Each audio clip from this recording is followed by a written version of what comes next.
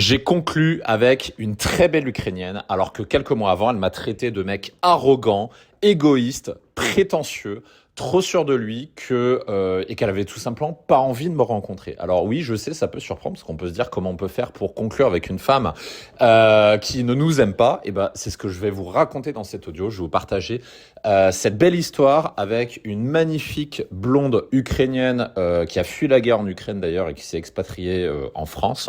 Et je vais vous expliquer comment c'est possible de réussir à conclure cette rencontre alors qu'elle avait très très mal commencé. C'est une rencontre qui s'est faite sur Tinder, donc je vous ai expliqué comment faire pour matcher avec de très belles femmes sur Tinder et comment faire pour renverser la vapeur. Donc ça va être une histoire vachement intéressante qui va vous montrer que tout est possible, que c'est pas parce qu'une femme ne vous aime pas que c'est mort, que les femmes peuvent changer d'avis.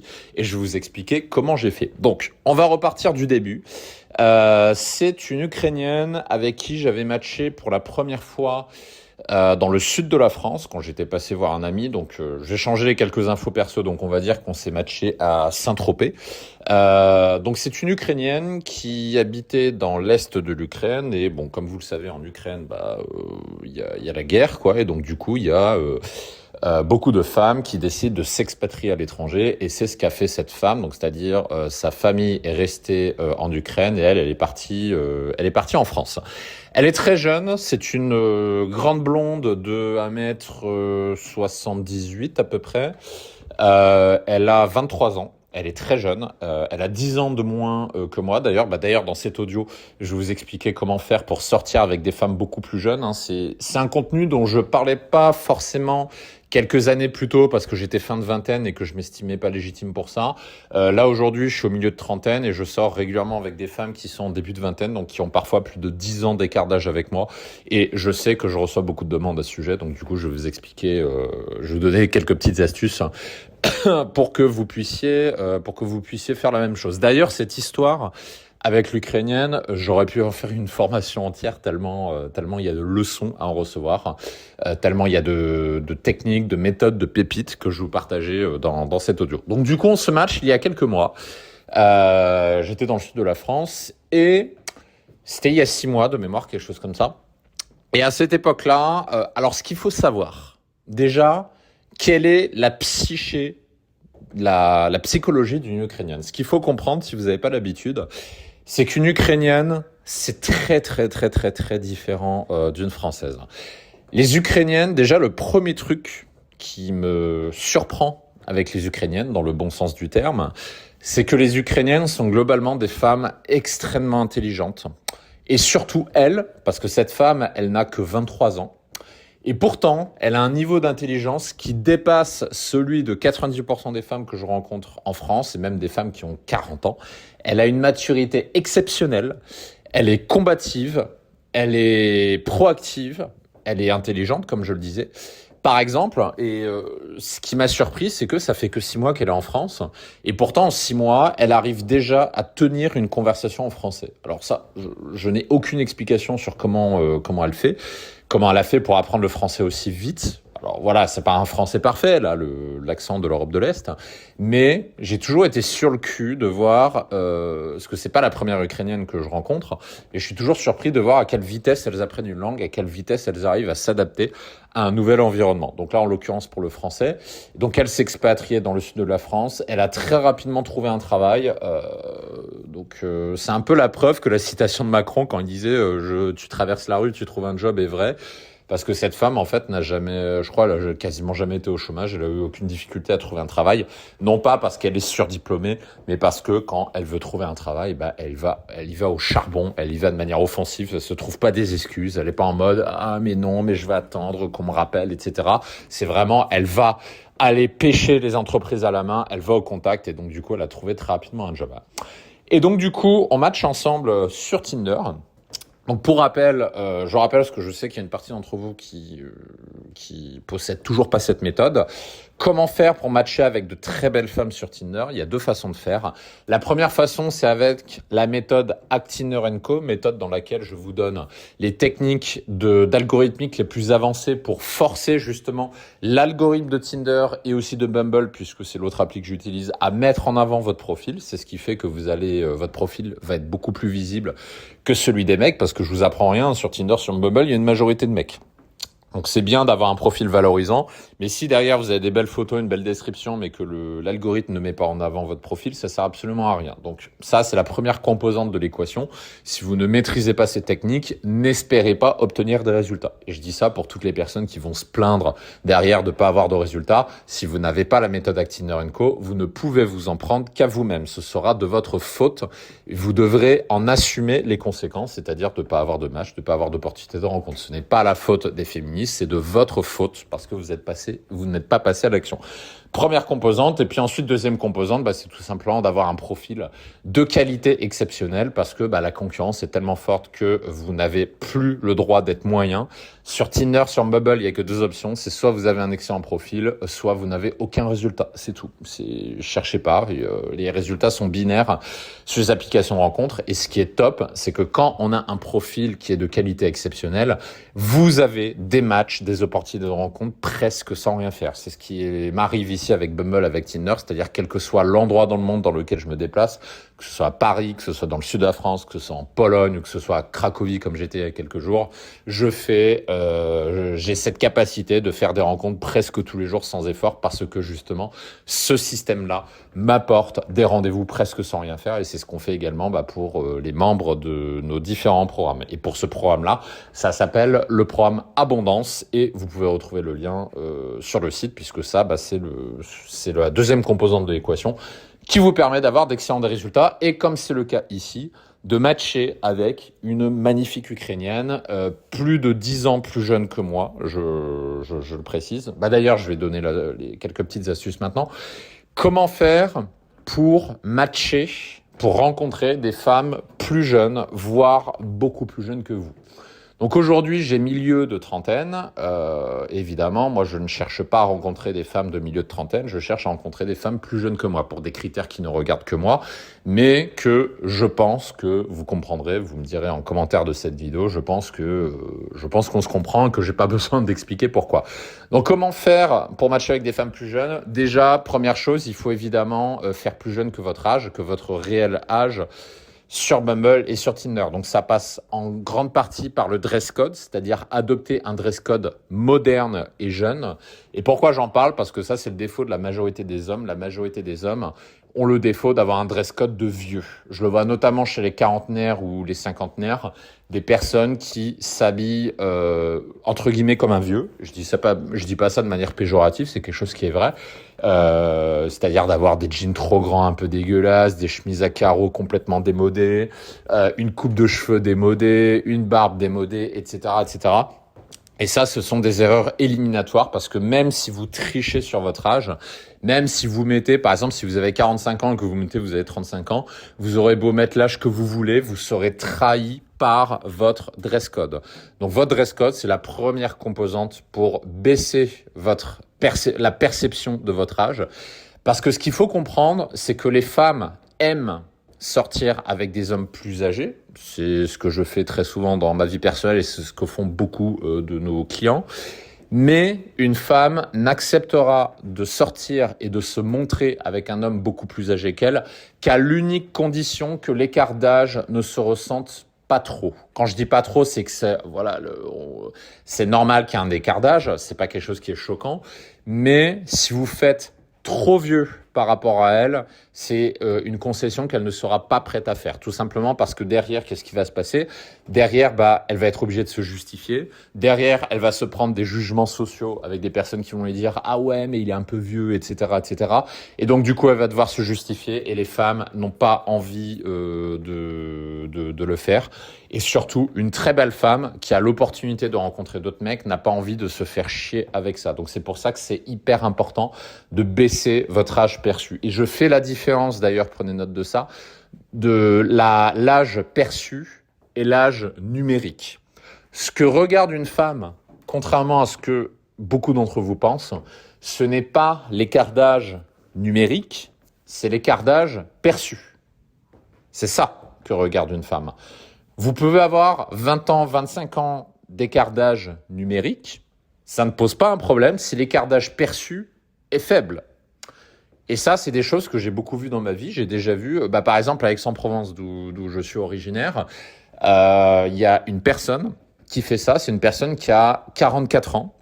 Il fait plus jeune que son âge et il sort avec des femmes de 20 ans. Et malgré cet écart d'âge numérique, cette femme-là de 20 ans se montre publiquement avec ce mec-là et s'affiche avec lui parce que la perception d'écart d'âge est faible. Et d'ailleurs, tout le monde est surpris quand ce mec-là donne son vrai âge publiquement parce qu'il fait beaucoup plus jeune.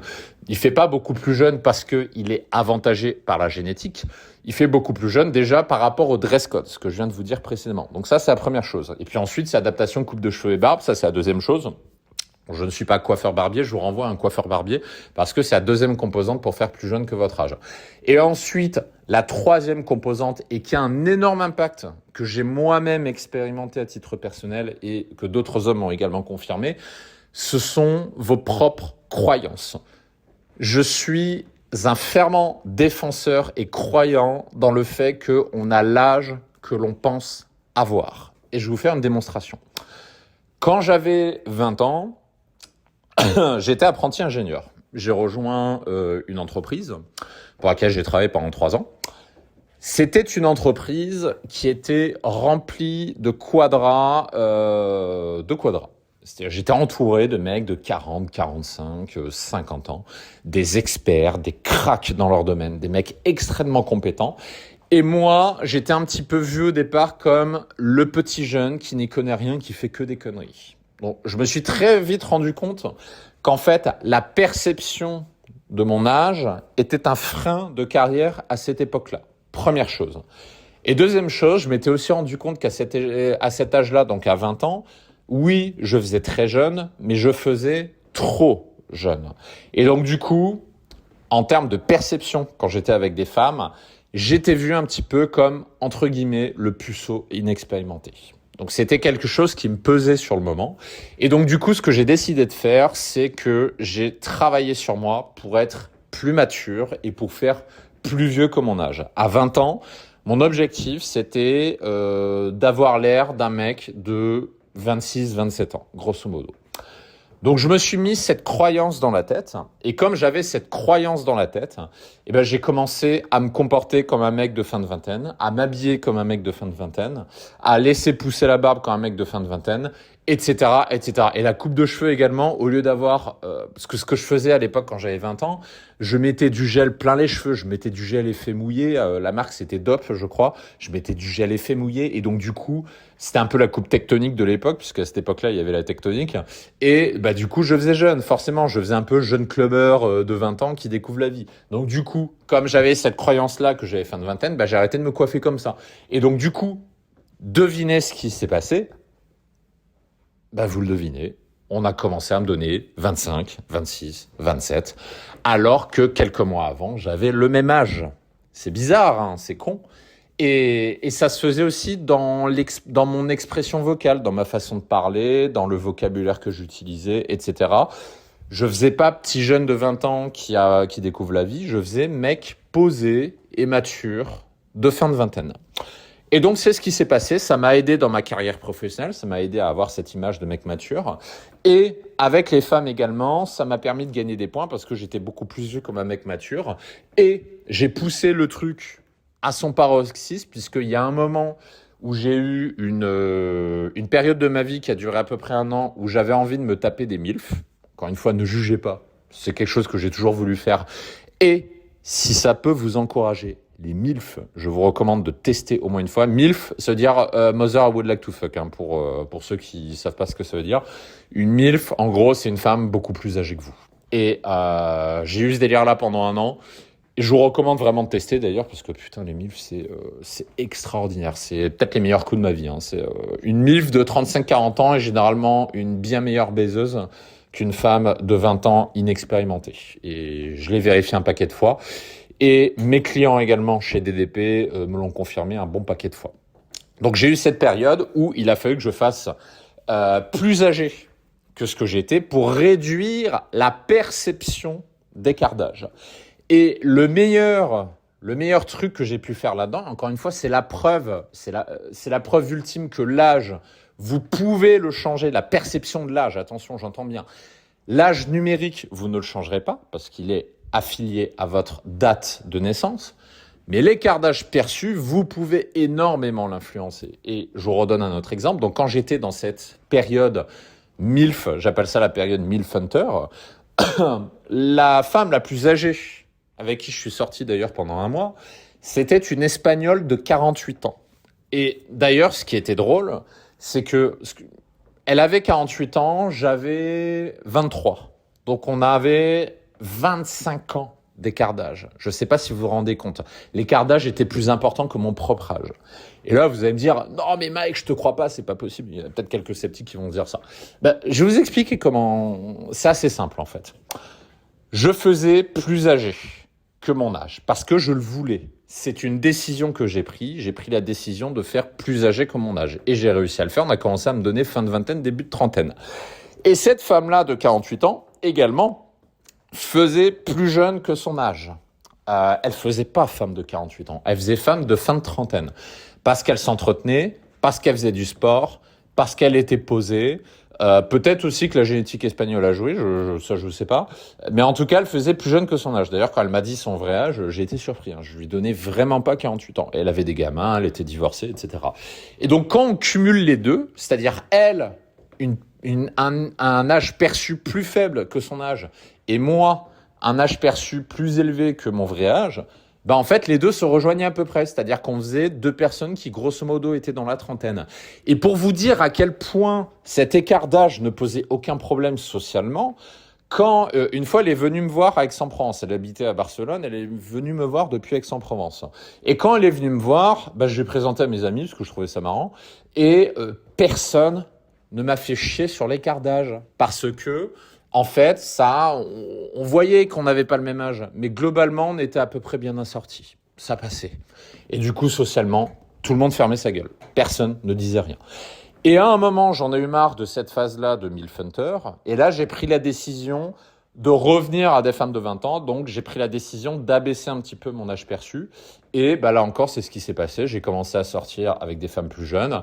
Et je suis même sorti à un moment avec une femme qui avait, je crois qu'elle avait 19 ans, ou 18, je sais plus, et avec qui elle a fait sa première fois, tout simplement. Et cela a été possible parce que l'écart d'âge perçu n'était pas trop important. Donc voilà comment on fait tout simplement pour baisser, parce que je sais qu'en général les hommes, 95% d'entre vous voulez sortir avec des femmes plus jeunes et pas forcément avec des femmes plus âgées. C'est déjà arrivé, j'ai déjà eu des clients comme ça, mais c'est quand même assez rare. Donc voilà dans les grandes lignes comment on fait. Et ensuite, pour aller plus loin, moi, ce que je vous recommande de le faire, c'est soit faites-le tout seul, ou soit faites-le en rejoignant le programme Abondance, puisque dans le programme Abondance, on travaille justement sur votre look et sur votre perception de valeur pour avoir à peu près l'âge que vous voulez et donc vous permettre d'accéder à la catégorie de femmes que vous voulez accéder, tout simplement. Donc voilà, ça c'est pour la partie comment faire plus jeune que son âge, et ce sont des techniques que j'applique moi-même depuis 10 ans. Ça fait plus de 2 ans que j'applique ces techniques et que j'applique encore aujourd'hui parce que aujourd'hui, je veux sortir avec des femmes autour de 25-26. C'est à peu près ma target en termes d'âge. Je ne cherche pas des femmes de 30-31 ans et je ne cherche pas non plus des femmes de 20 ans. 30-31 parce que j'ai pas envie et 20 ans parce que c'est trop jeune. Pour moi, en tout cas, les femmes de 20 ans ne m'intéressent pas et je cherche des femmes qui ont un peu d'expérience. Et à 20 ans, pour moi, une femme a trop peu d'expérience. Donc, du coup, autour de 25-26, c'est parfait. Et du coup, cette femme-là, elle est un petit peu en dessous, vous allez me dire. Mais c'est une femme très mature avec de l'expérience et tout. Du coup, je vais vous raconter la suite du rendez-vous. Enfin, du rendez-vous, des péripéties. Puisque d'abord, pour rappel, donc tout avait commencé il y a 6 mois, où on s'était matché. Et le truc, c'est que ça ne passait pas du tout. On s'est engueulé littéralement sur Bumble. C'était sur Bumble où on s'était matché. On s'est littéralement engueulé. C'est-à-dire que moi, je la trouvais prétentieuse, arrogante, trop sûre d'elle et trop rentre dedans. Et elle, d'ailleurs, ce qui est marrant, c'est qu'elle me disait la même chose. Moi, elle disait que j'étais égoïste, que j'étais un arrogant de français. Je sais plus qu'est-ce qu'elle m'avait dit d'autre, et qu'en gros, elle avait pas du tout envie de me rencontrer. Et ce qui facilitait pas la chose, c'est que tous les deux, on avait un fort caractère. Ça, je pense que vous le savez si vous me suivez depuis un moment sur DDP. Je suis quelqu'un qui a pas sa langue dans sa poche. C'est d'ailleurs pour ça que beaucoup de clients travaillent avec nous et nous font confiance, parce que beaucoup de clients sentent, en tout cas j'imagine que c'est ce que vous sentez aussi, on n'est pas là pour vous dire ce que vous avez besoin d'entendre pour que vous deveniez client, parce qu'il y a des concurrents qui font ça, il y a des concurrents qui s'en foutent complètement de votre vie et qui vous disent ce que vous avez à entendre parce qu'ils ont juste envie que vous soyez client chez vous. Moi, c'est pas mon cas. Moi, je défends ma vision des choses, je défends les méthodes, etc. Et je le dis de la façon la plus authentique et la plus sincère qui soit, avec sans langue de bois finalement, parce que moi aussi je déteste les politiques, quitte à frotter certaines personnes un peu sensibles de l'ego, etc. C'est un parti pris. Et c'est quelque chose donc que je fais chez DDP et avec tous mes clients, mais c'est aussi quelque chose que je fais dans ma vie personnelle. Donc du coup, avec cette femme-là, elle était malheureusement, enfin heureusement ou malheureusement, un peu pareil, c'est-à-dire qu'elle a pas sa langue dans sa poche, elle est très rentre-dedans aussi. Et donc du coup, deux personnalités qui sont très rentre-dedans, bah du coup, ça a très vite clashé et on s'est dématché. Voilà ce qui s'est passé. Et c'était il y a à peu près 6 mois. Donc ensuite, bah on s'est pas reparlé forcément pendant 6 mois, j'ai continué ma vie, etc., etc. Jusqu'au jour où, il y a quelques jours, j'étais en week-end à Cracovie, donc pour un week-end GNQ. Ce que j'appelle les week-ends GNQ, c'est ce que je partage souvent chez DDP, c'est-à-dire c'est des week-ends où en gros, pendant 2-3 jours, je vais dans une ville avec un de mes copains, dans une ville où pendant 3 jours, en fait, on fait que du Tinder, Bumble et rencontrer des meufs et sortir le soir. Et c'est durant ce week-end qu'on arrive en 2-3 jours à coucher avec entre 1 et 4 nanas suivant les séjours. Donc en seulement 3 jours, ce qui est pas mal. Et puis, ces week-ends sont faits pour ça. On est là pour s'éclater, pour s'amuser, etc. Et c'est quelque chose que je fais assez régulièrement. Et si vous me suivez sur différents réseaux, vous verrez passer le prochain week-end GNQ ou alors vous avez déjà vu passer le précédent. Et donc, du coup, je suis à Cracovie. Et devinez avec qui je rematch. Vous avez deviné. Et au début, je la reconnais tout de suite. Parce que son profil est le même qu'il y a 6 mois, parce qu'elle a mis les mêmes photos. Parce qu'elle est toujours aussi jolie, on va être honnête. Elle a très beaux yeux, elle est très jolie. Voilà, le charme à l'ukrainienne, quoi. Je pense que vous devinez à quoi elle peut ressembler. Et comme c'est sur Bumble, encore une fois, donc c'est une deuxième fois sur Bumble, c'est elle qui vient me reparler et qui me dit « Il me semble qu'on s'est déjà parlé, non, point d'interrogation ». Et donc elle m'aborde en français, puisque elle apprend le français. Je crois que la dernière fois on avait discuté en anglais, et là elle m'open en français. Donc moi je la reconnais tout de suite, et je me rappelle instantanément pourquoi on savait pas donner suite. Je me rappelle plus dans les détails, mais je me rappelle qu'on s'était engueulé. Et là vous allez me dire, vous allez peut-être me poser la question, Mike, ton histoire c'est bizarre. La nana ne t'aime pas. T'as limite insulté. T'as limite dit t'es un connard d'égoïste de français de merde. Mais elle rematch avec toi 6 mois plus tard. Pourquoi ? Je ne comprends pas. Explique-nous, parce que là, la logique, je comprends pas. Et si c'est ta question, je la comprends totalement. Parce que je me poserais la même aussi si j'écoutais cet audio. Je vais te donner la réponse. En fait, elle est extrêmement simple. C'est que entre il y a 6 mois et aujourd'hui, j'ai augmenté encore d'un cran la qualité de mon profil. Ça, pourquoi je fais ça d'ailleurs ? Pourquoi je continue d'augmenter la qualité de mon profil ? Je vais te l'illustrer avec une anecdote. L'autre fois, j'étais à Varsovie, c'était il y a quelques mois, et j'avais dîné avec un client qui était de passage et qui était passé me voir. N'hésite pas à me faire signe d'ailleurs, puisque je dîne régulièrement avec des personnes qui sont de passage sur Varsovie, puisque tu sais que je suis très souvent soit à Varsovie, soit à Paris. Et donc on dînait ensemble. Et cette personne-là, d'ailleurs, c'est marrant parce que c'était un quadra de 46 ou 47 ans, divorcé après 10 ou 20 ans de mariage, quelque chose comme ça, et qui en gros voulait vivre une sorte de renaissance, voulait vivre une deuxième vie, voulait vivre ce qu'il n'a pas pu vivre dans le passé, parce que maintenant il a fait sa vie de famille, tout ça est derrière lui, il a envie de profiter à nouveau. Et donc on discutait ensemble et il m'a dit, Mike, un truc que j'aime dans ce que tu fais, c'est que tu es en permanence d'améliorer ce que tu fais déjà très bien. Et il a raison. Et c'est quelque chose que j'ai toujours fait. C'est pour ça d'ailleurs que chez DDP, on propose les méthodes les plus avancées.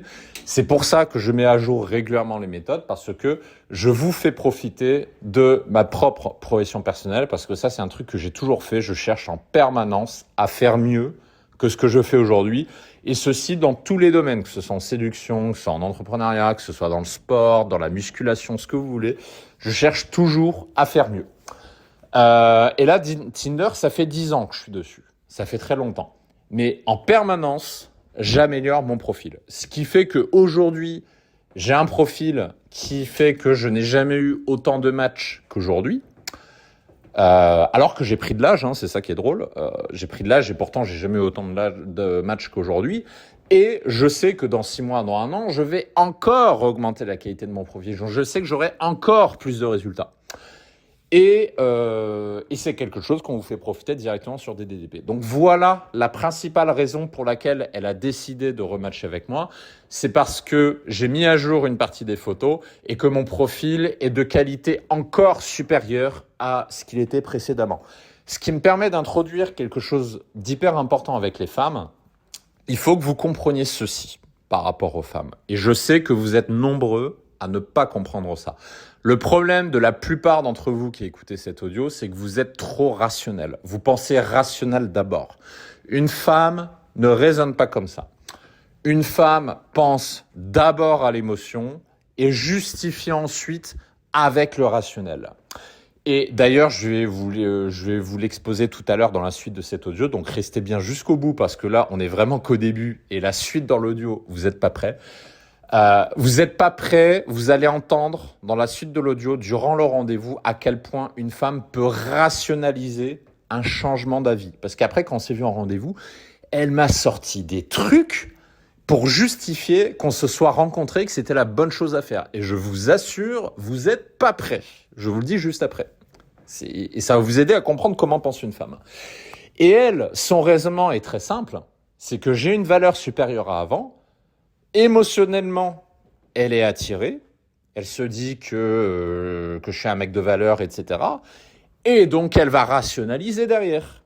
Et comment elle a rationalisé sur Bumble? Parce que tout de suite, quand elle m'a dit « Oui, mais on s'est déjà matché avant, machin », je lui ai dit « Oui, effectivement, je l'ai reconnu, c'est ce que je lui ai dit. » Et comment elle a justifié ça? Tout de suite, d'emblée, elle m'a dit que à cette époque-là, elle se rappelle plus ce qu'on s'était dit, mais qu'elle se rappelle qu'elle était dans une période où elle était énervée. C'est tout. Aussi simple que ça. Elle justifie, elle rationalise le fait qu'on se soit pas supporté à l'époque parce que, soi-disant, elle est énervée. Je sais pas si c'est vrai ou pas et on s'en fout. L'important, c'est qu'elle rationalise ça parce qu'aujourd'hui, son niveau d'intérêt est élevé. Pourquoi? Je vais vous le dire dans quelques minutes dans le rendez-vous, mais je vous donne un premier indice. Son niveau d'intérêt est élevé déjà parce que sur mon profil, j'ai une valeur supérieure à avant. Donc tout ça pour dire que c'est pour ça que c'est si important de travailler votre profil sur les sites de rencontres sur Tinder et Bumble. C'est pour cette raison-là que je ne cesserai de vous rappeler l'existence du programme Abondance pour ceux qui ne l'ont toujours pas fait. Parce que le programme Abondance, c'est probablement la seule carte que vous pouvez activer aujourd'hui pour avoir une valeur perçue ultra élevée. Et derrière, vous pourrez essayer toutes les méthodes que vous pensez. Vous pourrez dire, ouais, je vais voir le photographe du coin, ouais, je vais me prendre en photo, ouais, je vais copier la description d'un coach trouvé sur Internet. Essayez de faire ça. Je vous garantis que ça ne marche pas. Toutes les personnes qui essayent ça finissent tôt ou tard par rejoindre le programme Abondance parce qu'il n'y a rien qui a fonctionné et parce que le programme Abondance, c'est ce qui vous donne les résultats les plus rapides qui soient et qui vous permet de maximiser votre valeur perçue le plus rapidement possible. Donc voilà. Et la méthode du programme Abondance, je l'applique à ma propre vie. C'est ça qui fait que je peux avoir des résultats exceptionnels et c'est ça qui fait que les membres du programme Abondance ont des résultats exceptionnels eux aussi. Évidemment, avec des vitesses différentes. Il y en a qui ont des résultats de ouf en 24 heures. Il y en a pour qui c'est un peu plus long. Tout dépend de votre point de départ. C'est évident que si vous avez déjà un peu d'expérience, vous aurez des résultats plus rapidement que si vous avez couché avec 0 femme et que vous débutez. Mais dans tous les cas, à la fin, l'aboutissement du chemin, C'est l'abondance. C'est ça qu'il faut comprendre. Donc voilà comment une femme peut pardonner une dispute passée, tout simplement parce que vous avez une valeur perçue tellement énorme qu'elle justifie par la rationalité une émotion d'attirance. Et donc du coup, je vous la fais courte, la discussion Bumble n'a pas duré très longtemps. Pourquoi ? Parce qu'en fait, tout de suite, je lui ai demandé qu'est-ce qu'elle fout à Cracovie. Parce que quand on s'était matché la dernière fois, c'était en France. Moi, je suis que de passage à Cracovie, je pars le lendemain. Donc, j'ai une fenêtre de temps très réduite. Je pars le lendemain matin et elle, je sais qu'elle habite dans le sud de la France. Donc, je lui dis, qu'est-ce que tu fous ici ? Et elle me pose la même question. Donc, moi, je lui dis, écoute, je suis de passage et je rentre demain à Varsovie. Et là, elle me dit, écoute, je suis de passage aussi parce que je rentre d'Ukraine. Donc, c'est-à-dire, elle était allée voir sa famille en Ukraine, en fait. Et Cracovie est un point de passage sur la route parce qu'elle fait Cracovie, ensuite elle fait Rzeszów qui est au sud-est de Pologne, et ensuite elle fait Lviv, et ensuite elle va dans son bled qui est dans l'est de l'Ukraine. Et donc c'est un point de passage, et la dernière étape c'est Cracovie parce qu'elle fait un vol ensuite direction de la France depuis Cracovie. C'est aussi simple que ça. Et on apprend que en fait elle part le lendemain elle aussi. Donc en fait, on s'est matché le soir où tous les deux, on est en train de partir. Donc c'est ce qui a fait que tout de suite, de manière très offensive, j'ai proposé un rendez-vous. C'est ce soir ou jamais. Rendez-vous qu'elle a tout de suite accepté. Et ensuite, l'enjeu, c'était... moi, je voulais pas me faire chier sur le moment, parce que j'étais dans un mode week-end GNQ. Je voulais pas me faire chier. Je voulais la faire venir directement à l'appart, avec ce qu'on appelle la méthode home dating. La méthode home dating, c'est quelque chose que vous pouvez débloquer parmi les méthodes DDP. C'est ce qui vous permet de faire venir une femme directement chez vous ou bien d'aller chez elle dès le premier rendez-vous. Et vu qu'elle m'avait fait chier l'autre fois, j'avais pas envie de me déplacer et d'aller au café. Parce qu'elle, elle a commencé à me dire, ouais, on va à un café, on se boit un vin et c'est cool. Je dis, non, moi j'ai pas envie. En plus, l'autre fois, elle m'a fait chier, donc je me suis dit, ça se trouve, j'ai encore me faire chier. Donc non, j'ai pas envie d'aller me faire chier encore une fois dans un café. Je lui dis, c'est dans l'appart. Et j'applique la méthode home dating. Donc, pour avoir le détail de cette méthode, ça se passe chez DDP. Je vous le donnerai pas dans ce podcast, c'est réservé aux membres de la méthode. Et je persiste, et à la fin, et j'ai montré une partie des échanges d'ailleurs sur le canal Telegram auquel ont accès les personnes qui sont inscrites chez DP, vous y avez peut-être déjà accédé d'ailleurs, et à la fin, à force d'insister, de persévérer, je finis par la faire accepter de venir directement à l'appart pour un home dating. Donc là, là je suis content. Je me dis c'est cool. Parce que putain, ce qu'il faut que vous sachiez sur les Ukrainiennes. Les Ukrainiennes sont des femmes très matures, intelligentes, machin. Par contre, les Ukrainiennes, par expérience, déjà, vous couchez jamais avec elles au premier rendez-vous. Même avec toutes les méthodes DDP, vous ne couchez pas avec une Ukrainienne le premier rendez-vous. Parce que dans leur culture, on ne couche pas au premier rendez-vous. Les Ukrainiennes sont des femmes traditionnelles, sont des femmes qui sélectionnent rigoureusement les hommes avec qui elles couchent, et je peux vous dire qu'elles sont très sélectives. Donc c'est le parcours du combattant pour coucher avec elles. Donc je suis déjà content de la faire venir en home dating, mais déjà tout de suite elle me dit qu'elle couchera pas, machin. Et je sais que c'est vrai parce que les Ukrainiennes ne couchent pas le premier soir. Vous pouvez les embrasser le premier soir, mais vous ne coucherez pas avec le premier soir. Les Ukrainiennes sont également des femmes très méfiantes. Autre chose à savoir aussi, les Ukrainiennes sont des femmes qui, lorsqu'elles vous rencontrent au premier rendez-vous, en France, lors d'un premier rendez-vous, on a tendance à faire ce qu'on appelle du badinage. Et c'est ce que je vous recommande d'ailleurs de faire dans la méthode DDP, c'est-à-dire de badiner un petit peu, de parler de tout et de rien, voire même de sexualiser. Avec les Ukrainiennes, ça ne marche pas. Les Ukrainiennes, ce qu'il faut faire dès le premier rendez-vous, ce qu'elles vont vous faire, c'est plutôt dans cet ordre-là, elles vont vous spammer de questions. Dès le début du rendez-vous, elles vont demander où vous habitez, quel métier vous faites. Dans certains cas, elle va vous demander combien vous gagnez d'argent, parce que oui, ça sélectionne aussi avec ça. Elle va vous demander où sont vos amis, qui sont vos amis, quelles sont vos passions, qu'est-ce que vous faites à part bosser, quel est votre lifestyle, etc., etc. Donc, très très rapidement, en fait, une Ukrainienne veut en savoir plus sur votre situation parce qu'elle veut savoir, en gros, si elle a un intérêt à continuer avec vous ou pas. Parce que, encore une fois, on peut le juger de manière négative, les Ukrainiennes fonctionnent comme ça. Les Ukrainiennes ne couchent pas pour le plaisir. Contrairement à ce qu'on fait en Occident, les Ukrainiennes sélectionnent beaucoup plus leurs partenaires que les Françaises ou autres, parce qu'elles sont extrêmement portées sur les relations sérieuses. Et pour éviter de perdre leur temps, en tout cas, après derrière on peut juger c'est bien, pas bien, ça c'est un autre débat, mais dans la psyché de fonctionnement d'une Ukrainienne, pour éviter de perdre son temps, dès le début du rendez-vous, elle va vous poser plein de questions personnelles comme ça. Il faut l'accepter, il faut pas s'énerver. À chaque fois, chaque putain de fois que j'ai fait un rendez-vous avec une Ukrainienne, ça s'est passé comme ça. C'est 5 à 10 minutes de questions-réponses dès le début. Et si vous esquivez ces questions-là, elle va vous le reprocher, elle va pas vous lâcher et elle peut même le voir comme un signe bizarre. Si vous refusez, par exemple, si elle vous demande c'est quoi votre métier, que vous dites fleuriste pour rigoler et qu'elle vous dit non mais sérieusement et que vous esquivez la question, elle va se poser des questions, elle va se dire que vous avez certainement des trucs à cacher et elle peut vous nexter à cause de ça. Donc, quand vous rencontrez une Ukrainienne, ne répondez sincèrement à ces questions-là parce que c'est à partir de là qu'elle va décider si elle continue avec vous ou pas. Donc voilà, petit traité sur la psyché de l'Ukrainienne. Je sais que c'est particulièrement déstabilisant quand on n'a pas l'habitude. Ça l'est aussi pour moi. Les premiers rendez-vous que j'ai fait une Ukrainienne, je ne comprenais rien à ce qui se passe. Moi, j'avais l'habitude des Françaises chiantes, les Parisiennes, les machins. Et puis quand j'ai commencé à faire des Ukrainiens, je me suis dit, qu'est-ce que c'est que ce truc? J'y comprends rien.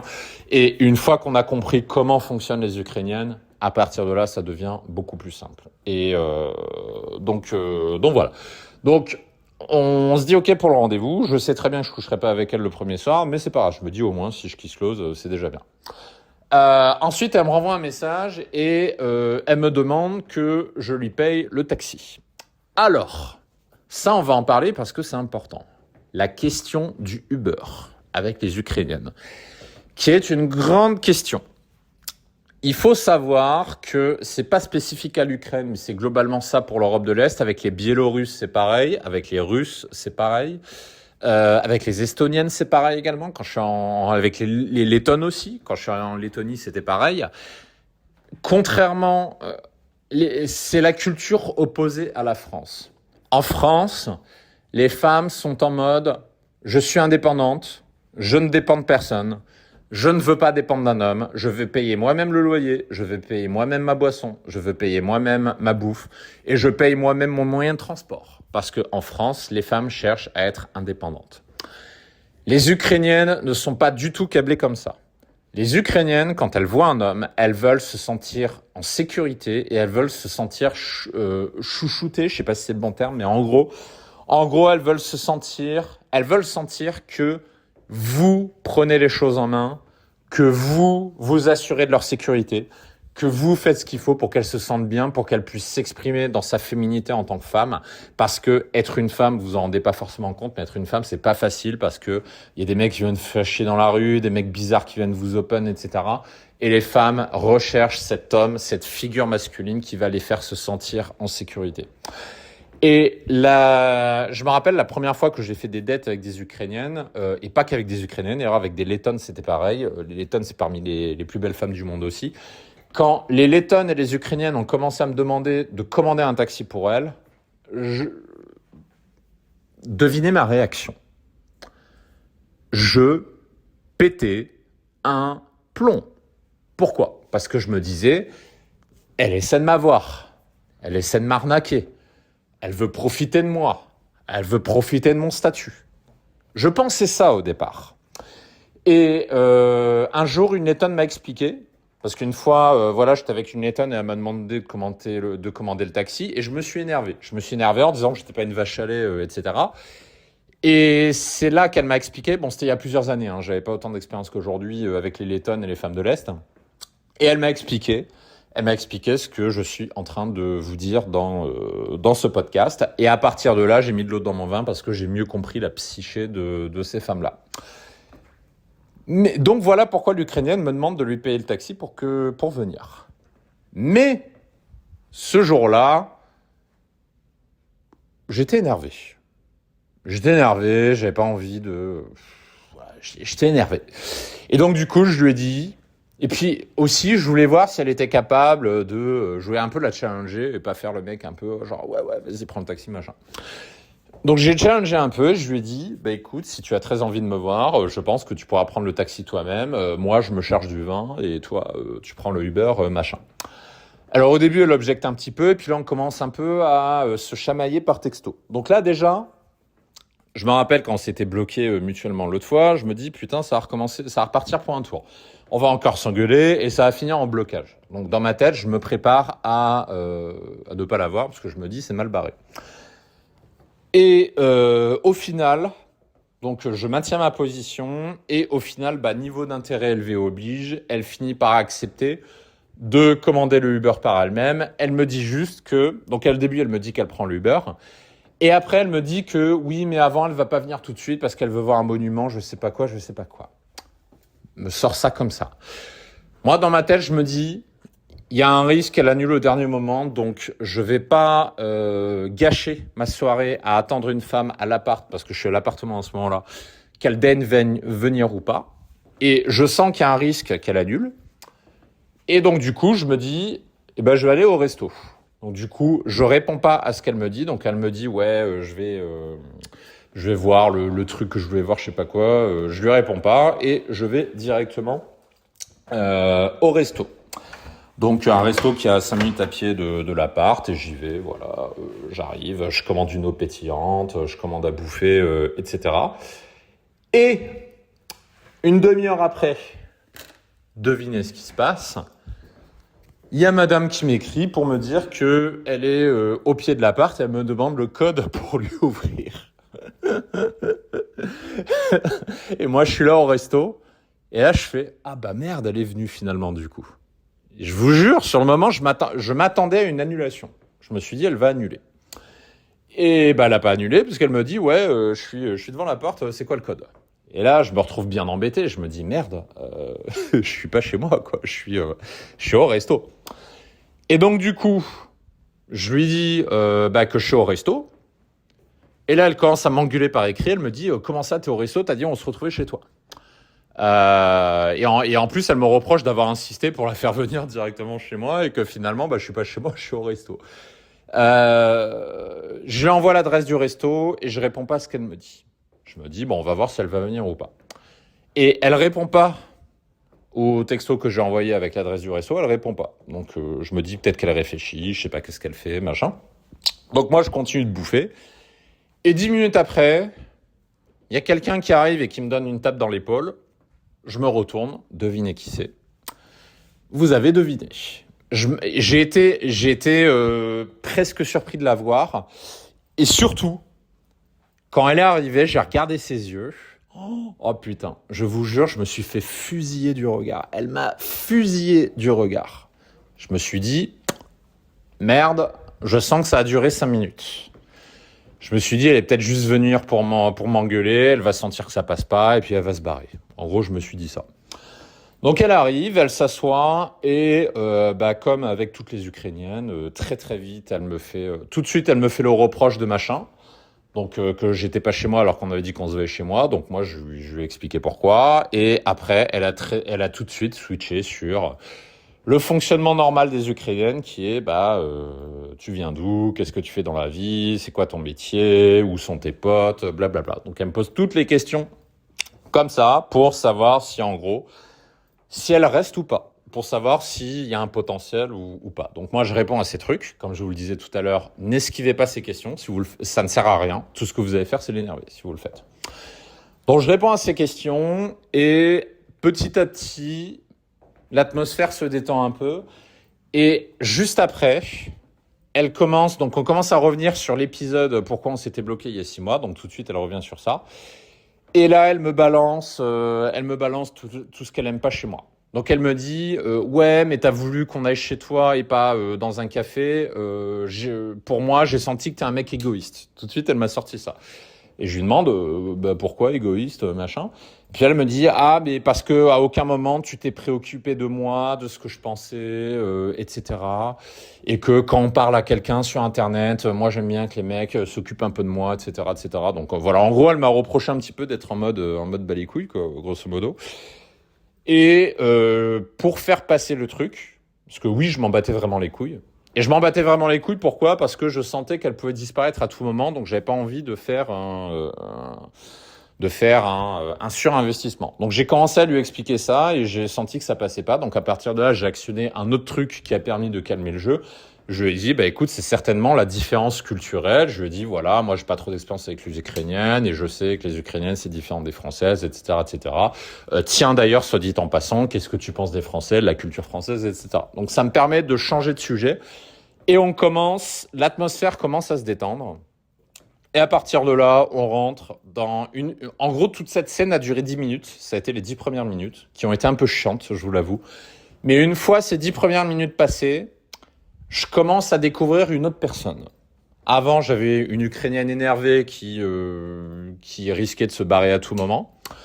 Et à partir de la 10e minute, j'ai commencé à voir une personne extrêmement intelligente, mais vraiment d'une intelligence remarquable, une culture remarquable, un discernement remarquable. On a parlé de tout un tas de sujets et cette femme, à son jeune âge, a un discernement de ouf sur tout un tas de sujets. Et on se retrouve à parler comme ça pendant 1 heure de tout un tas de trucs. Et je commence à prendre du plaisir à discuter avec elle parce qu'en fait, voilà, moi, quand je fais des dates avec des femmes qui ont un QI à 2 chiffres, je me fais chier. Par contre, une femme qui a un QI à 3 chiffres, qui est intelligente, avec qui je peux avoir des discussions un peu poussées, et qui en plus est très jolie, bah alors là, je trouve ça cool. Donc du coup, je commence à prendre du plaisir. Et donc je termine, voilà, j'ai terminé mon entrée, ensuite il y a mon plat qui arrive, et elle se prend un cappuccino. Voilà, là, au moins, j'ai un peu peur qu'elle prenne un plat, je me dis putain, va falloir que je paye son plat et tout, donc bon, elle a pris un cappuccino, c'est cool. Et on parle comme ça pendant 3/4 d'heure, un truc comme ça, grosso modo, au resto. Et à la fin, une fois que j'ai fini mon truc, donc je lui dis je peux avoir l'addition et je règle l'addition directement. Et je la regarde, je lui dis on y va. J'ai pas précisé on va chez moi. Ça c'est une erreur que font beaucoup de mecs. Quand vous voulez ramener, que vous apprenez d'ailleurs dans la méthode de la Garçonnière, pour ceux qui ne l'ont pas, qui est pour rappel la méthode pour réussir vos premiers rendez-vous avec une femme, ne faites jamais cette connerie de dire on va chez moi. Enfin évitez en tout cas. Ne le faites que si vous êtes extrêmement sûr de vous. Ça m'est déjà arrivé de le faire. Mais si vous voulez prendre le minimum de risques, ne dites pas on va chez moi, vous dites on bouge. On bouge, on y va. C'est une manière élégante de dire on va chez moi, mais sans dire on va chez moi. Donc du coup, c'est ce que j'ai dit. Je lui ai dit bah on bouge. Elle me dit ok. Et on sort du resto et on marche direction mon appartement pendant 5 minutes. Je ne lui ai pas dit où on va. Elle me sert en gros comment faire. Vous sortez du resto. Et vous allez direction chez vous comme si c'était normal, comme si vous alliez acheter du pain, comme si vous aviez toujours fait ça, sans poser de questions et en étant très sûr de vous. Parce que si vous n'êtes pas sûr de vous, si la nana sent que vous doutez, si la nana sent que ce n'est pas naturel, elle va vous poser la question, elle va vous dire on va où, qu'est-ce qu'on fait, etc. Et là, c'est le début des emmerdes. Donc, on marche direction chez moi et du coup, on arrive à l'appartement et on monte directement. Elle n'a posé aucune question à aucun moment. Donc à partir de là, je me dis c'est cool parce que je me dis que si elle vient avec moi à l'appart après 1 heure passée au resto, c'est que connaissant les Ukrainiennes, c'est que globalement c'est finger in the noise, parce que sinon, croyez-moi qu'elle serait jamais venue. D'ailleurs, c'est ce qu'elle m'a confirmé après coup. Elle m'a confirmé après coup que ça lui arrivait beaucoup de fois où elle est partie en plein milieu du rendez-vous parce que le mec lui plaisait pas ou parce que le mec était pas au niveau de ce qu'elle attendait. Les Ukrainiennes, faut comprendre qu'elles sont beaucoup en mode tri sélectif. C'est-à-dire, elles vous posent des questions et si elles sentent qu'il y a de l'incompatibilité pour un certain nombre de raisons, elles vont écourter le rendez-vous et se barrer. Elles vont pas faire comme les Françaises qui vont rester en mode ouais mais c'est cool, on va être potes, machin, et puis finalement elles vous donnent pas de news. Non, les Ukrainiennes c'est 1 ou 0. Et si c'est 0, elles se barrent, elles écourtent le rendez-vous, elles ne font pas semblant de rester avec vous parce que vous êtes sympa, que machin. Donc c'est à la fois un avantage et un inconvénient, mais au moins ce qui est bien avec les Ukrainiennes, c'est que vous perdez pas vraiment votre temps. Donc du coup, on arrive à l'appart et puis je sors une bouteille de rosé qu'il y avait au frais. D'ailleurs, c'est marrant parce que la bouteille de rosé, je l'avais réservée pour un autre date que j'avais le même jour avec une autre nana et du coup, j'ai annulé ce date-là pour être avec l'Ukrainienne. Donc du coup, la bouteille de rosé pour l'Ukrainienne. Et on se pose sur le canapé et pendant à peu près une demi-heure, on continue de parler sur tout un tas de sujets. Des sujets un peu sérieux globalement. On parle de tout, on parle du Covid, de je sais pas quoi. Enfin, on parle de plein de sujets. Et au bout d'un moment, À ce stade-là, honnêtement, j'ai zéro signe d'intérêt. Si ce n'est un qui est le signe d'intérêt universel, qui est l'un des rares à vous dire que vous avez 90% de chances de conclure. Le vrai signe d'intérêt d'une femme, c'est quand elle reste avec vous, surtout avec une Ukrainienne. Pourquoi je dis ça? Parce que souvent, vous êtes très nombreux à chercher des signes d'intérêt du type est-ce qu'elle se touche les cheveux? Est-ce qu'elle se caresse les jambes? Est-ce qu'elle me regarde? Est-ce que ceci? Est-ce que cela? Vous êtes très nombreux à vous poser plein de questions comme ça. En réalité, tous ces signes-là ne sont pas des signes d'intérêt. Ça veut rien dire. C'est pas parce qu'une femme se touche les cheveux qu'elle est en train de mouiller sur vous. Ça n'a absolument aucun rapport. Par contre, un vrai signe d'intérêt, ou je dirais même un signe de désintérêt, c'est est-ce qu'elle reste avec vous ou pas. Une nana qui se barre, c'est évidemment un signe de désintérêt. Par contre, une femme qui reste avec vous est un signe d'intérêt. Ça m'est arrivé plusieurs fois. J'ai eu des discussions avec des femmes qui montraient pas forcément leur intérêt. Et j'ai verbalisé avec ces femmes-là, je leur ai dit, bah écoute, avant qu'on s'embrasse, je savais pas du tout si t'étais intéressé ou pas. Et la nana me disait, bah si, j'attendais que ça, j'entendais que tu m'embrasses. Moi je lui dis, oui, bah écoute, ça se voyait pas. Et la nana me répond, bah le fait que je reste avec toi, c'est que je suis intéressé. Sinon je serais parti. Et beaucoup de femmes, c'est ça. Faut que vous rendiez compte qu'une femme qui reste avec vous est une femme intéressée, globalement. Parce qu'une femme qui est pas intéressée, elle va juste se barrer. C'est aussi simple que ça. Et donc du coup, voilà, ça fait un moment qu'on parle et donc je me dis bon bah je vais tenter la chance et je change de sujet pour passer sur un sujet un peu moins sérieux et je l'amène sur la drague à la française. Donc là, je lui dis tiens, qu'est-ce que tu penses de la culture française, la drague à la française, le French kiss, etc. Donc j'amène tous les sujets sexuels liés à la France. Et là, c'est marrant parce que elle me dit un truc. Elle me dit que ça fait un an qu'elle est en France. Ça fait un an qu'elle est sur Bumble. Elle a fait une vingtaine ou une trentaine de dates, grosso modo. Et la quasi-totalité de ses dates, soit elle s'est barrée pendant le date, soit elle n'a pas donné suite après le premier rendez-vous. Pourquoi? Elle m'a expliqué pourquoi. Et ça, c'est une vraie leçon, les mecs. Écoutez bien, c'est une vraie leçon pour vous. Elle m'a expliqué que la majorité des mecs sont faibles, n'ont pas de couilles, ne s'assument pas, ne sont pas entreprenants, n'ont pas le niveau et qu'en gros, ne lui donnent pas envie, tout simplement. Et je la comprends, cette femme. Je la comprends parce que, ça c'est un truc que je dis souvent, il y a toujours ces abrutis de Red Pill compagnie qui vont dire oui, pour avoir une femme, il faut de la thune, il faut être beau gosse, il faut ceci, il faut cela. Non, pas forcément. Ce que veut une femme, c'est un mec avec des couilles, un mec entreprenant, un mec qui agit, un mec qui fait ce qu'il a à faire. Et surtout un mec qui lui donne envie, quoi. Et c'est ce qu'elle m'a dit, cette Ukrainienne. Vous me direz ce que vous en pensez en commentaire.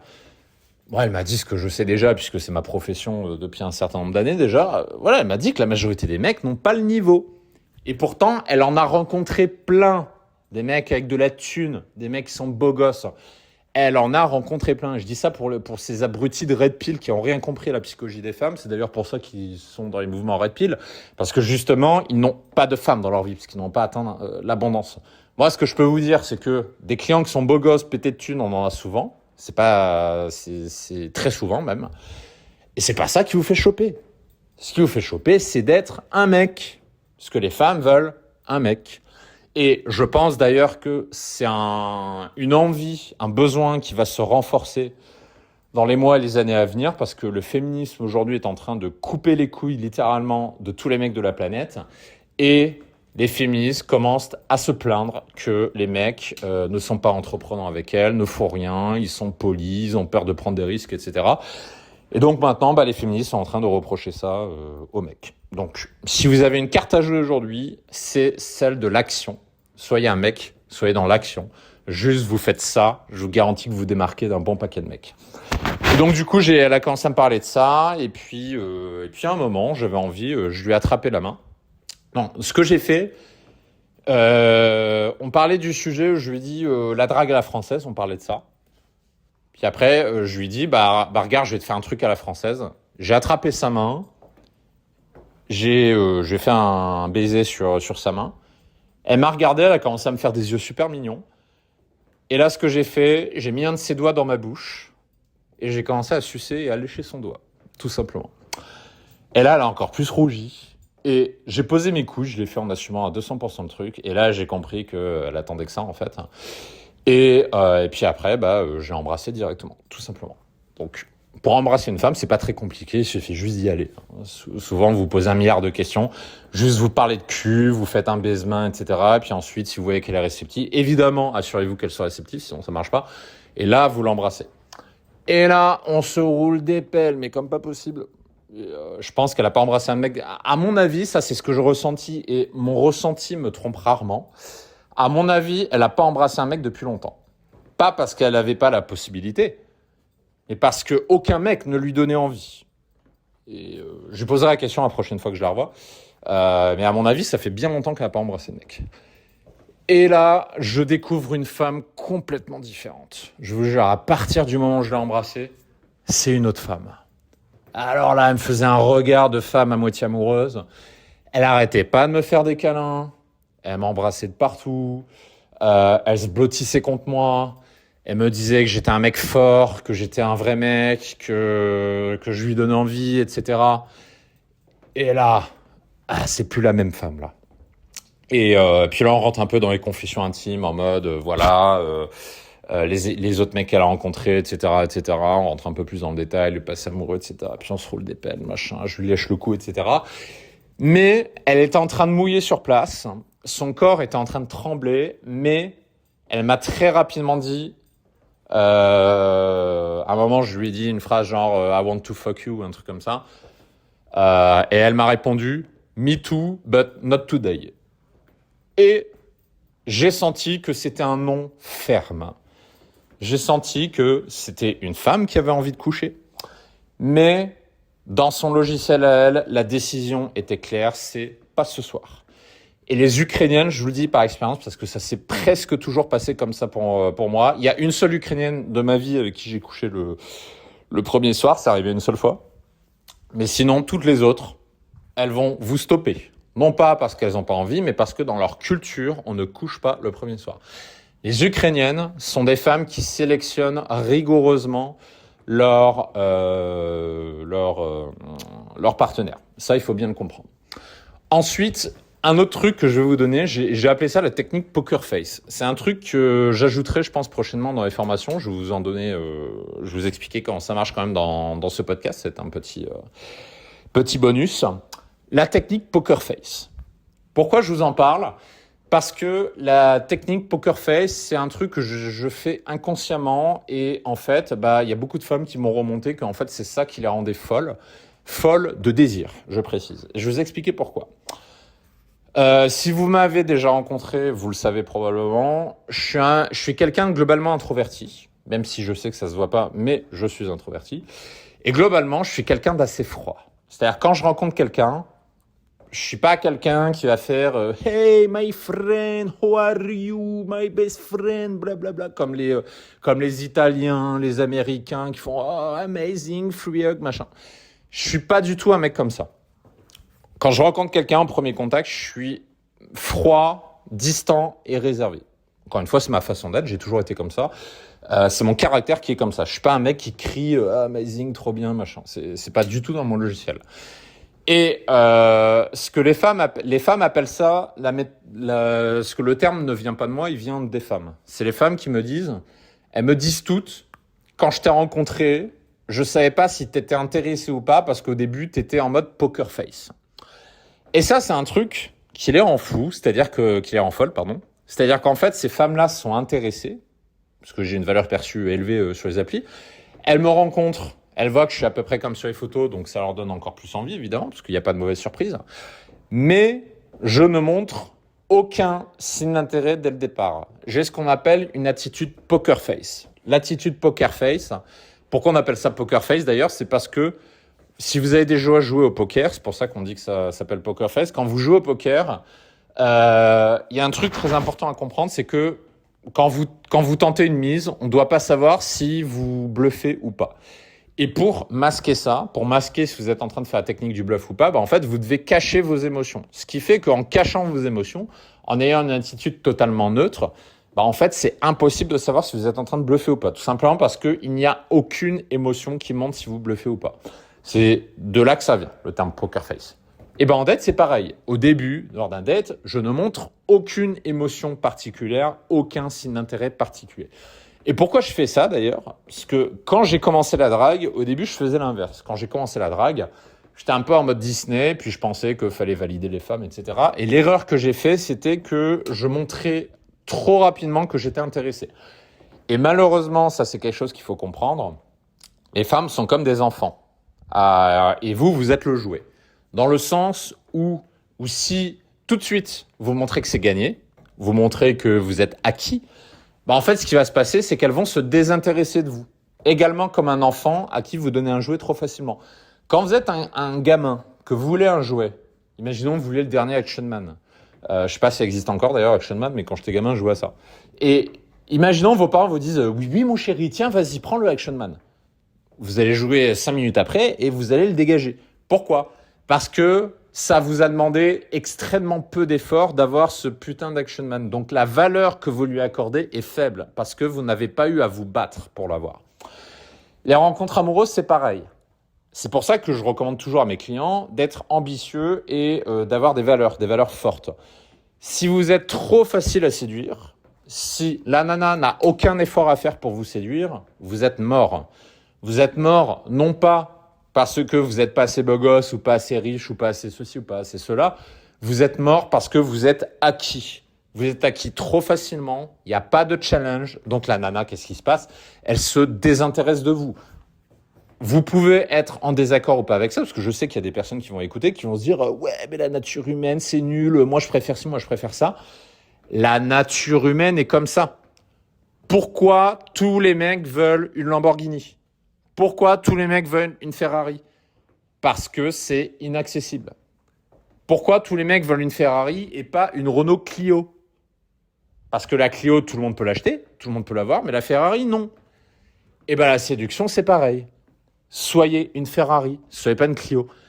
Si vous vous comportez comme une Renault Clio, que vous êtes trop facile à voir, je vous garantis que vous allez être en permanence déçu. Essayez, parce que je sais qu'il y en a qui vont écouter cet audio, qui vont dire non, moi je suis pas d'accord, moi je vais faire comme je veux, machin. Ouais, faites comme vous voulez.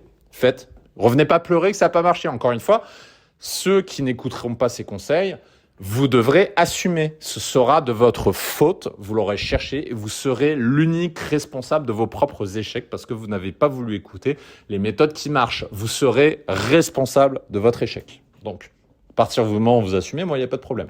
Mais venez pas dire après, le féminisme, machin. Non, ce sera de votre faute. Donc, du coup, tout ça pour dire, avec les femmes, ne montrez pas de signe d'intérêt au début. Et ça, c'est quelque chose que je fais au départ, que je faisais inconsciemment. Et ensuite, je l'ai conscientisé, je m'en suis rendu compte et j'ai commencé à le systématiser. Donc, c'est-à-dire que systématiquement, maintenant, je prends un malin plaisir quand je fais un rendez-vous de faire la poker face. Et c'est ce qui les rend folles de désir parce qu'en fait, il n'y a aucun indice pour savoir si je suis attiré ou pas. Et cette Ukrainienne-là, ce qui l'intriguait, c'est que quand on était au resto, elle me l'a dit après coup, elle m'a dit qu'elle ne savait pas si j'étais intéressé ou pas. Elle ne le savait pas. Et comme elle ne le savait pas, elle essayait de savoir. Et comme elle essayait de savoir, son intérêt et surtout son désir grandissaient. Voilà ce qui s'est passé. Et c'est le genre de truc qu'elle m'a dit. Donc, qu'est-ce que je voulais vous dire? Donc, ouais, il y avait l'histoire de la poker face, l'histoire des autres mecs. Donc, comme je vous le disais, vous n'avez pas besoin d'être un mec riche, beau gosse, tout ce que vous voulez. Vous avez juste besoin d'être entreprenant et d'avoir des valeurs, très importantes, parce que les femmes recherchent des mecs de valeur. Et troisième truc aussi que je voulais vous dire, ça c'est marrant. Rappelez-vous, précédemment dans le podcast, je vous expliquais que d'abord, les nanas ressentent par l'émotion et justifient par la rationalité ensuite. Et donc du coup, on a parlé du fait que avant on se supportait pas et que aujourd'hui c'est marrant qu'on se vue et qu'en fait on s'entende aussi bien. La nana justifiait par la rationalité le fait qu'on était destiné à se rencontrer. Elle s'est dit, là je reprends une liste des arguments qu'elle m'a dit, on est tous les deux à Cracovie le même jour et on repart le lendemain. Et quelles sont les chances que cet événement arrive? Comme ça avait statistiquement très peu de chances d'arriver, c'est qu'on était destiné à se rencontrer. Première chose. Deuxième chose, à un moment, elle a rigolé, elle m'a fait un câlin. Je lui dis, pourquoi tu rigoles? Et là, elle m'avoue qu'elle a fait un rêve il y a une semaine et qu'elle a fait un rêve qu'elle rencontrait un mec qu'elle avait déjà vu avant et qu'au début elle voulait pas voir et que finalement elle a rencontré. Enfin, je sais plus exactement dans le détail qu'est-ce que c'était, mais en gros elle a fait un espèce de rêve prémonitoire. Et du coup elle en a conclu que le mec dans son rêve c'était moi, tout simplement. C'est con, hein. Elle m'a sorti un truc aussi. Un moment, je crois, on s'était envoyé un message à... c'était quelle heure? Il y avait un truc qui s'était passé à une heure spéciale, genre c'était 22h22 ou un truc comme ça, je sais plus ce que c'était dans le détail. Quelque chose s'était passé en rapport avec moi à 22h22 et du coup elle a jugé que c'était un signe de destin, qu'il devait se passer quelque chose. Donc encore une explication. Également le fait que je passe régulièrement dans la ville où elle habite, dans le sud de la France, donc à Saint-Tropez. Elle y a vu également un autre signe du destin. Le fait qu'on se soit rematché une deuxième fois, elle l'a vu comme un signe du destin, etc., etc. Mais tout cela est parti d'un niveau d'intérêt élevé. C'est-à-dire que comme elle a un niveau d'intérêt élevé, à partir de là, elle va raccrocher tous les détails ésotériques qu'elle peut trouver pour dire oui, on était destinés à se rencontrer. Et oui, je pardonne ce mec, même si au début je le trouvais insupportable, parce que X, Y, Z.